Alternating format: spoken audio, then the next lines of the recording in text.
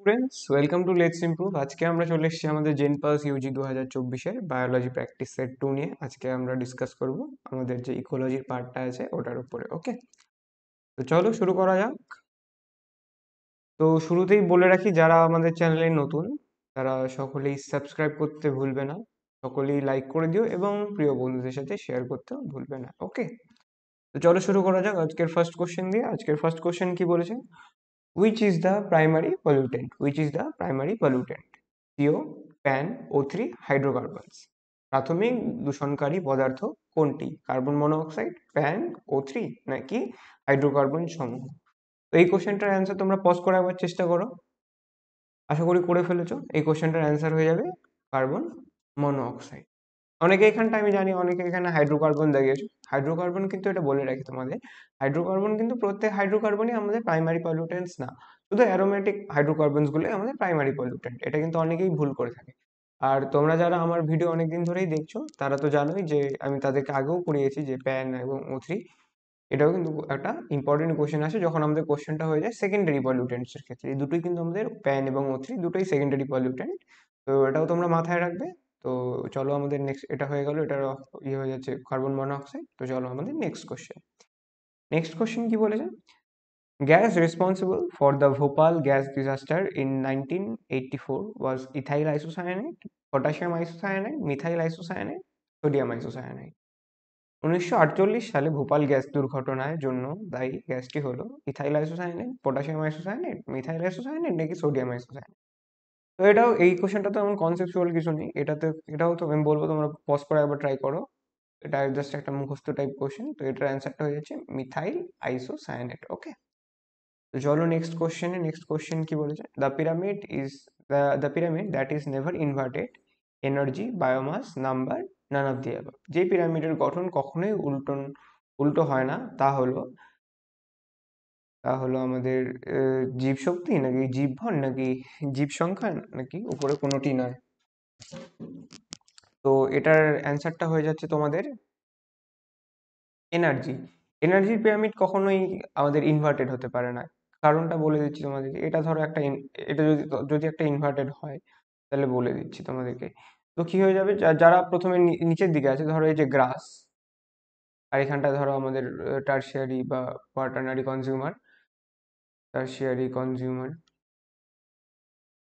তো কি হবে এখানটার ক্ষেত্রে বোঝা যেত মানে আমাদের গ্রাসদের ক্ষেত্রে এনার্জি কম, কিন্তু যত উপরে যাচ্ছে তত বাড়ছে। কিন্তু এটা কিন্তু সম্ভব না, কারণ আমাদের একমাত্র যে আমাদের গোটা পৃথিবীতে একমাত্র এনার্জি আউটার থেকে যে এনার্জি সোর্স সেটা হচ্ছে সোলার এনার্জি। আর সোলার এনার্জিকে ট্র্যাপ করছে কারা? গ্রাসটা। কিন্তু সেখান থেকে যদি তাদের থেকে বেশি এনার্জি কি করে হবে? তো এটা সম্ভব নয়। তাই সবসময় যে কোনো ইয়েদের ক্ষেত্রেই দেখবে আমাদের যে এনার্জির যে পিরামিড, এটা অলওয়েজ আমাদের আপরাইট হবে। আর বাকিগুলো এই যে বায়োমাস, নাম্বার, এগুলো কিন্তু আমাদের ইনভার্টেড হতেই পারে। ওকে, তো এটার অ্যান্সার হয়ে যাচ্ছে এনার্জি। তো চলো আমাদের নেক্সট কোশ্চেনে। নেক্সট কোশ্চেন কি বলেছে? দ্য অ্যাসিড অর এস ব্র্যাকেটে is are mostly associated with acid rain, sulphuric acid, nitric acid, both A and B, none of the above. Acid বৃষ্টিতে কোন অ্যাসিড বা অ্যাসিডগুলি বেশিরভাগ ক্ষেত্রে সংশ্লিষ্ট থাকে? Sulphuric acid, nitric acid, option C A B উভয়ই, এবং ডি কোনোটি নয়। তো এটার অ্যান্সারটাও তোমরা ট্রাই করো একবার পজ করে। তো এটার অ্যান্সারটা হয়ে যাচ্ছে আমাদের option C, both A and B. Okay, অ্যান্সারটা হয়ে যাবে বোথ এ অ্যান্ড বি। তো চলো আমাদের নেক্সট কোশ্চেনে। নেক্সট কোশ্চেন কি বলেছে? Which one of the following results in climax community? Competition, succession, cohabitation, amensalism. নিচের কোনটি তোমাদের, এটাও তোমরা বুঝতে পেরে গেছো হয়তো। তো চলো এটা বুঝে নিই। তো এটার অ্যান্সারটা তোমরা পজ করে একবার ট্রাই করো। তো এটার অ্যান্সারটা হয়ে যাচ্ছে সাকসেশন। ওকে, কেন সাকসেশন সেটা আমি একবার বুঝিয়ে দিচ্ছি। তার আগে আমাদেরকে বুঝে নিতে হবে ক্লাইম্যাক্স কমিউনিটিটা কি। ক্লাইম্যাক্স কমিউনিটিটা ধরো একটা জায়গা আছে, ধরো সেখানে পাথর আছে, অনেক পাথর আর ছোট মোটো কিছু গাছ আছে। সেখান থেকে আস্তে আস্তে সেই পাথরগুলোর থেকে ভেঙে ভেঙে অনেক আরো অনেক বেশি ঘাস তৈরি হলো। সেখান থেকে আস্তে আস্তে ছোট ছোট গাছ তৈরি হলো। সেখান থেকে আস্তে আস্তে অনেক বড় বড় গাছ তৈরি হলো। আস্তে আস্তে সময়ের সাথে সাথে, এগুলো হান্ড্রেডস অফ ইয়ার্স এর পরে হয়। তো এই যে আস্তে আস্তে যে সাকসেশন হওয়া, এটাই কিন্তু কি লিড করলো আলটিমেটলি একটা খুব বড় একটা ভাস্ট কমিউনিটি তৈরি করলো, বা এটাকে খুব এনরিচ, খুব রিচ একটা কমিউনিটি তৈরি করলো, তো এটাকে আমরা বলি ক্লাইম্যাক্স কমিউনিটি।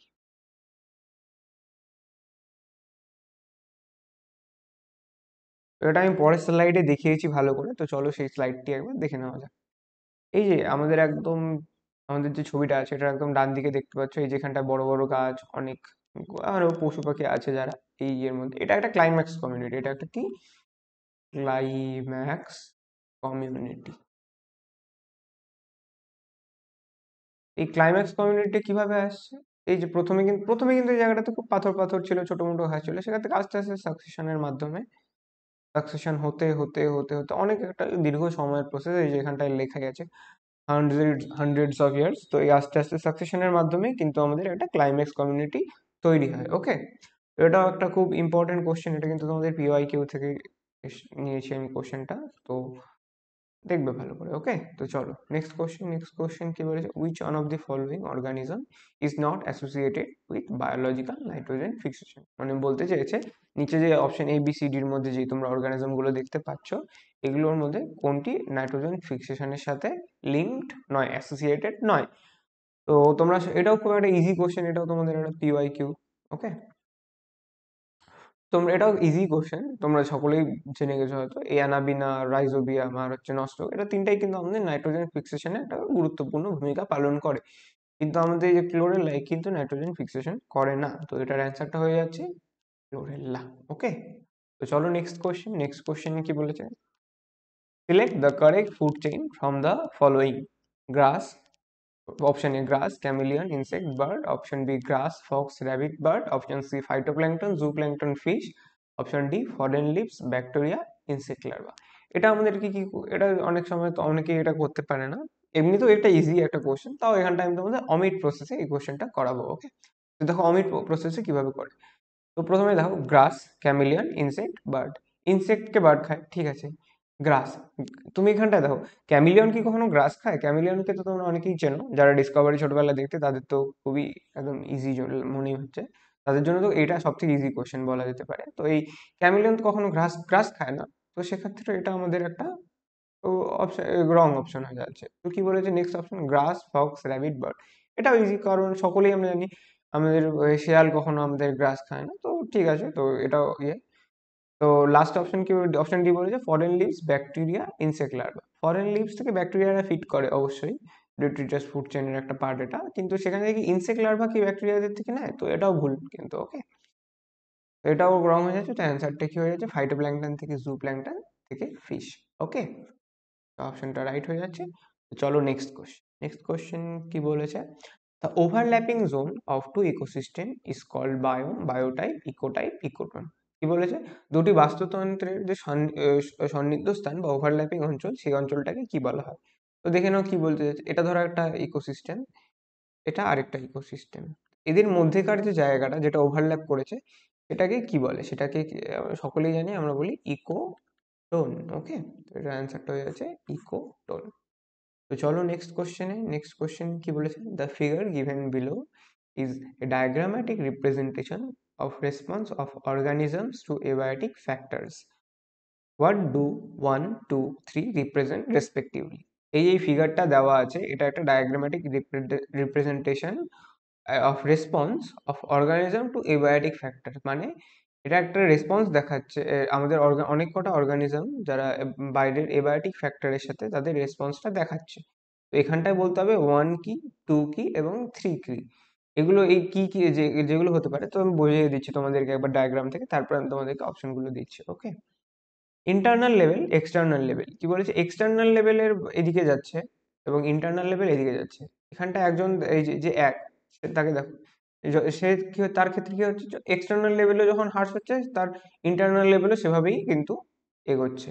আরেকজনের ক্ষেত্রে কি হচ্ছে, এক্সটার্নাল লেভেল যতই দূরে যাক, তাদের কিন্তু ইন্টারনাল লেভেল কিন্তু একদম কনস্ট্যান্ট আছে। আরেকজনের ক্ষেত্রে কি হচ্ছে, যারা 3 তে আছে, তাদের কিছু দূর বাড়ছে হয়তো এক্সটার্নাল লেভেলের সাথে, কিন্তু আলটিমেটলি তারাও কিন্তু একটা কনস্ট্যান্ট জায়গায় এসে দাঁড়াচ্ছে। তো বলতে বলেছে এখানে 1 কি রিপ্রেজেন্ট করছে, 2 রিপ্রেজেন্ট কি করছে, 3 রিপ্রেজেন্ট কি করছে। এগুলোর অপশনগুলো আমি দিয়ে দিচ্ছি, এগুলোর মধ্যে হবে, সে হচ্ছে একটা হচ্ছে কনফার্মার, রেগুলেটর,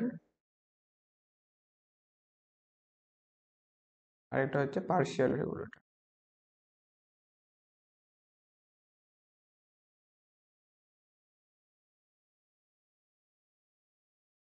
এটাও এগুলোর মধ্যে কোনটা কোথায় হবে? এটাও যারা জানো, এটা কিন্তু একটা খুব ইম্পর্টেন্ট একটা তোমাদের ডায়াগ্রাম, এটা কিন্তু অনেক পরীক্ষাতে আসে, এটা কিন্তু নিটেও একবার এসেছিল এই কোশ্চেনটা, যারা তোমরা নিট দেবে পরে তাদের জন্য এটা কিন্তু খুব ইম্পর্টেন্ট, এবং তোমাদের জেন পাস ইউজির থেকেও এই কোশ্চেনটা কিন্তু খুব একটা ইম্পর্টেন্ট হয়ে দাঁড়ায়। ওকে, তো তো এটাই করে দিচ্ছে অ্যান্সারটা। যারা তাদের এটার অ্যান্সারটা হচ্ছে এরকম ভাবে হবে, যখন যখন দেখো যারা নিজেদের ইন্টারনাল লেভেলকে অলওয়েজ মেনটেন করছে, তারা রেগুলেট করতে পারছে বিষয়টাকে, তাই তারা রেগুলেটর। ওকে, এখানটায় টু হয়ে যাচ্ছে রেগুলেটর। থ্রি কি হচ্ছে? থ্রি এর ক্ষেত্রে দেখো তারা কিন্তু একটা এক্সটেন্ট অবধি তারা ইন্টারনাল লেভেলকে কন্ট্রোল করতে পারছে, তো সেখানটা কি হচ্ছে, তারা হচ্ছে পার্শিয়াল রেগুলেটর, পুরোপুরি না বাট একটু একটু রেগুলেটর, পার্শিয়াল রেগুলেটর। আর যারা একদমই রেগুলেট করতে পারছে না তাদের হয়ে যাচ্ছে কনফার্মার, এটা হচ্ছে লাস্ট ইয়ার, তো তারা কনফার্ম। ওকে, তো চলো নেক্সট কোশ্চেন। নেক্সট কোশ্চেন কি বলেছে, if plus sign is assigned to beneficial interaction minus sign to detrimental and zero a sign to neutral interaction, then the population interaction represented by plus and minus refers to parasitism, mutualism, amensalism, commensalism. এটা কি বলেছিল, এটা তো বাংলায় লেখা নেই, তাই আমি তোমাদেরকে একবার বাংলায় বুঝিয়ে দিচ্ছি। কি বলছে, প্লাস সাইন দিয়েছে কারো বেনিফিট ইন্টারাকশন হচ্ছে সেই ক্ষেত্রে, মাইনাস সাইন দিয়েছে কারো ক্ষতি হচ্ছে সেই ক্ষেত্রে, আর জিরো সাইন দিয়েছে যদি নিউট্রাল, তার কোনোই ফরক পড়ছে না, সেক্ষেত্রে এই প্লাস মাইনাস জিরোটা রিপ্রেজেন্ট করছে। সেক্ষেত্রে যদি আমরা দেখি কোনো একটা পপুলেশনের ইন্টারাকশনটা একজনের ক্ষেত্রে প্লাস আরেকজনের ক্ষেত্রে মাইনাস, এই যেখানটায় দেওয়া আছে, তো সেই আমার ইন্টারাকশনটাকে আমরা কি বলবো? ওকে, তোমাদেরকে এটা বলে রাখি, যারা পড়াশোনা করেছো তাদের জন্য কিন্তু এই পার্টটা কোনো ইউজফুলই না, একদমই ইউজফুল না। যারা পড়াশোনা করেছো এই পার্টটা কিন্তু কোনো ইয়ে রাখছে না, অনেক সময় শুধু এইটুকুনটা দিয়ে দেবে প্লাস অ্যান্ড মাইনাস, তারা কি সেটা কোন ইন্টারাকশন তোমাদেরকে বলতে বলবে। এখানটায় দিয়েছে ঠিক আছে, সেটা আমাদের হেল্পের জন্যই দিয়েছে। তো এটার অ্যান্সারটা কি হবে, তোমরা সবাই কমেন্ট বক্সে কমেন্ট করো। তো এটার অ্যান্সারটা হয়ে যাচ্ছে আমাদের প্যারাসাইটিজম। প্যারাসাইটিজম একজনের ক্ষেত্রে প্লাস আরেকজনের ক্ষেত্রে মাইনাস।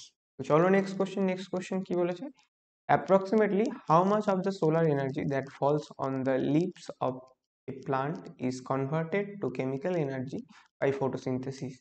এটা কি বলেছে, অ্যাপ্রক্সিমেটলি কতটা সোলার এনার্জির লিভে ফল করে আর সেখান থেকে আমরা কেমিক্যাল এনার্জিতে কনভার্ট করে through the process of photosynthesis.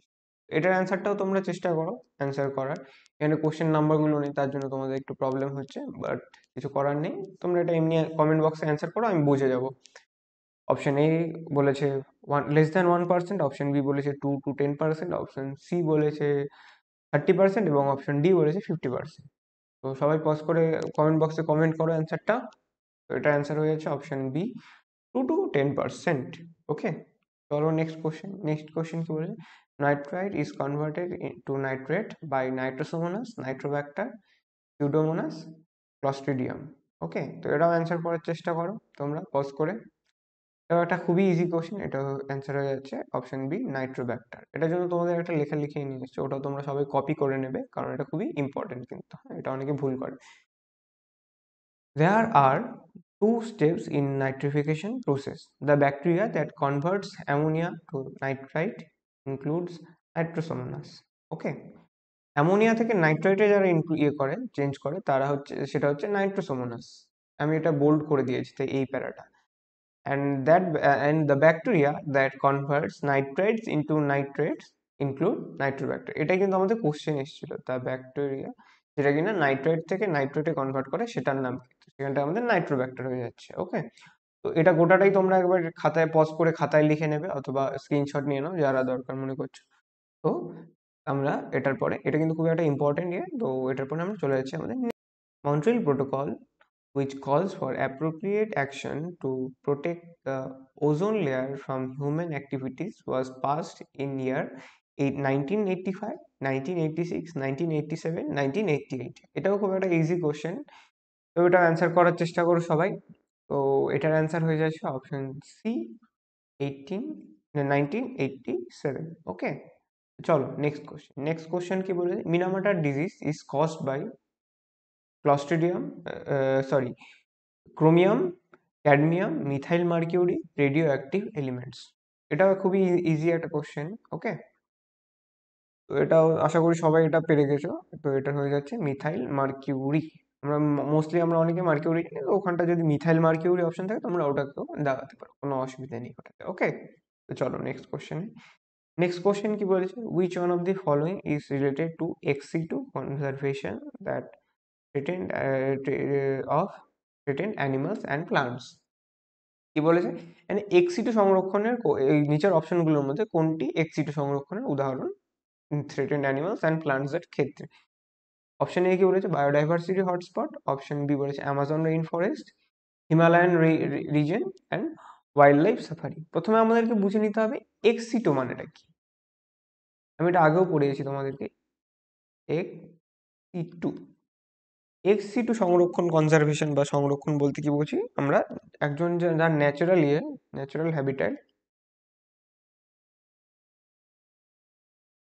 Habitat সেখান থেকে তাকে বার করে কোথাও অন্য একটা জায়গায় সংরক্ষণ করাকে আমরা বলি এক্সিটু। তারই বিপরীত কি হয়ে যায়, ইনসিটু।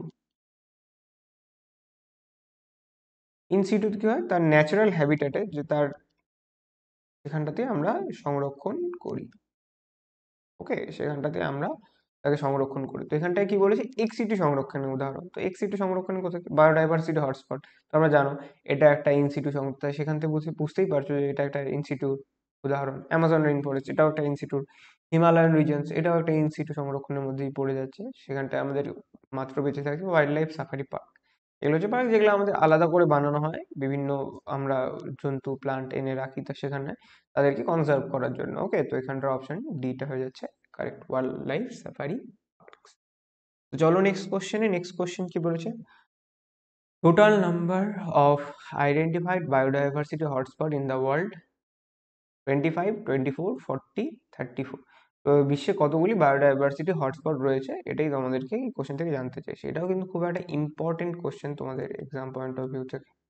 ওকে, তো এটার অ্যান্সারটা হয়ে যাচ্ছে 34। আশা করি অনেকে এটা করতে পেরেছো। তো চলো নেক্সট কোশ্চেন কি বলে, Kaziranga national park is located in Assam, Uttar Pradesh, Meghalaya, Himachal Pradesh.